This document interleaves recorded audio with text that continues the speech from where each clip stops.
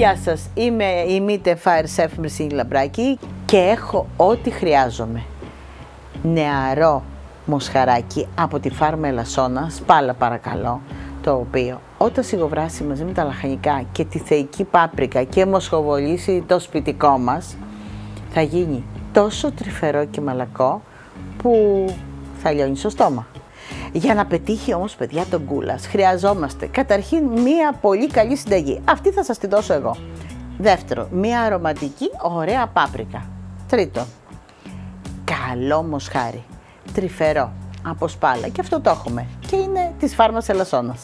Χάρτινες, πρωτοποριακές, ελκυστικές, ανακυκλώσιμες συσκευασίες που συμβάλλουν στη μείωση του περιβαλλοντικού αποτυπώματος. Βήμα πρώτο, κόβω σε μπουκές, αλευρώνω, σοτάρω.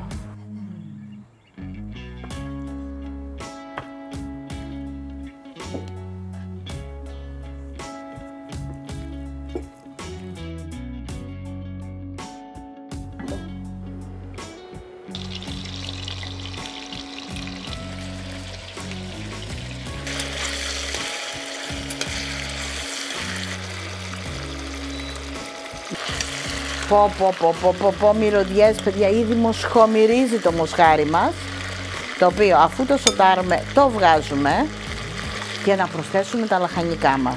Σε αυτό λοιπόν το λαδάκι τώρα θα σοτάρουμε όλα τα λαχανικά μας. Κρεμμύδι, σκόρδο, πιπεριές, αν θέλετε προσθέτουμε και πατατούλα, αλλά εγώ θα την βάλω στο τέλος βραστή για να δείτε ένα κόλπο που θα σας κάνω.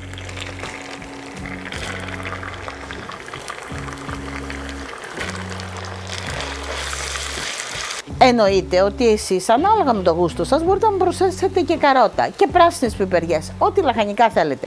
Άλλωστε η γκούλας, παιδιά, έχει πάρα πολλές παραλλαγές. Αλλιώς την κάνουν στην Ουγγαρία, αλλιώς στην Γερμανία, αλλιώς στην Πολωνία. Γενικά, τα λαχανικά και το μοσχάρι μαζί με την άφθονη πάπρικα είναι νόμος.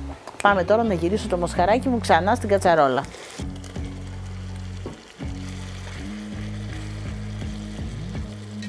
Προσθέτουμε το μπελτέ, 2 κουταλιές της σούπας, παιδιά, γεμάτες.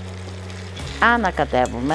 Η γκούλας είναι μία κατακόκκινη σούπα. Γι' αυτό θα χρειαστούμε και ντομάτα.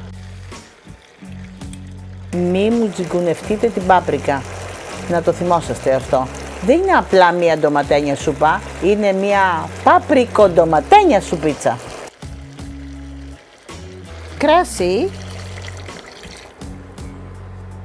Μπορείτε να βάλετε και κόκκινο κρασί αν θέλετε. Εγώ έβαλα λευκό γιατί την προτιμώ με λευκό κρασί. Έχουμε φτάσει σχεδόν στο τέλος της προετοιμασίας. Θα προσθέσω το ζωμό, αλάτι, πιπέρι και μετά, παιδιά, 1 με 1,5 ώρα σε χαμηλή θερμοκρασία.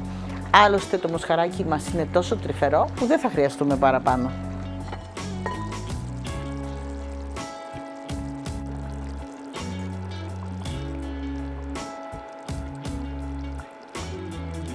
Πω, παιδιά, μοσχομυρίζει. Αυτό το μοσχαράκι από τη φάρμα Ελασσόνας είναι άλλο πράγμα. Τρυφερό, μαλακό, λιώνει στο στόμα και θα το βρείτε και στη συσκευασία eco-friendly, γιατί εμείς αγαπάμε το περιβάλλον.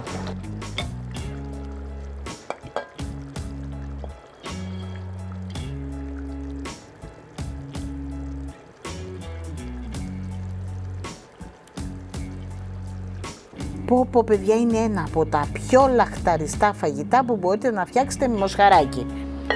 Και πολλοί, παιδιά, το συνδυάζουν με πατάτες που βάζουν μέσα, δηλαδή και βράζει μαζί με το μοσχάρι πατάτα. Εγώ όμως κάνω μία άλλη μαγιά, ένα άλλο κόλπο. Βράζω τις πατάτες μου και έτσι όπως είναι καυτές, τις βάζω γύρω από τον γκούλας για να πάρουν λίγο από το ζουμάκι και νοστιμιά και γεύση, και όπως το τρως να τρως λίγη πατατούλα καυτή και σουπίτσα. Τώρα δεν τελειώσαμε, ας το σερβίρουμε όμως ακριβώς όπως πρέπει το γκούλας και όπως το κάνουν στην Ουγγαρία. Δηλαδή με λίγη ξινή κρέμα στη μέση, εδώ κοιτάξτε, και αντίθεση κάνει και γεύση δίνει, μαϊντανό, και καλή μας όρεξη.